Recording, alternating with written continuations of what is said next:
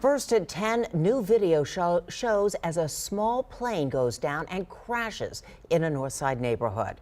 Tonight, brand new insight about the 3 victims who were tragically killed, including a UTSA student. Eyewitness News reporter Henry Ramos leads off tonight with an aviation expert on what could have gone wrong.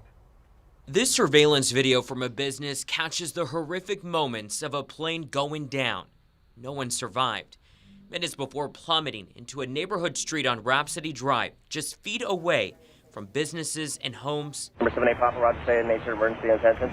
The pilot, believed to be 38-year-old Robert Tyson Womble, was reporting trouble. Engine failure.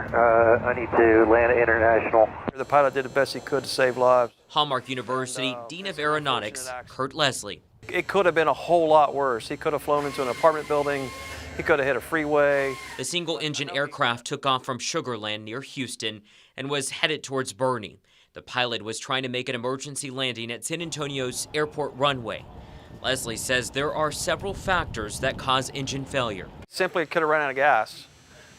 It could be a mechanical failure. The engine could have been disrupted. It's also been a chance for us to come together. The other passenger on board, friends say, was 22-year-old Eric Naranjo.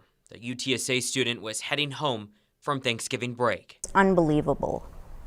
It's just kind of like living in a nightmare. His friends say Eric was excited about flying in a private plane and even posted about it on Snapchat.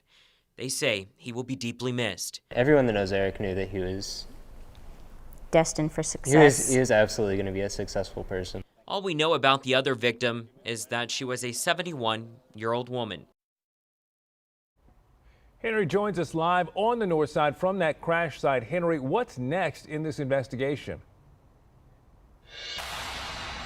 Oh, Aaron, NTSB investigators have been here throughout the day collecting evidence. The wreckage is still right behind me tonight. I'm told they'll be looking at several factors: the pilot's history, that engine in question, and the last time that the plane was checked.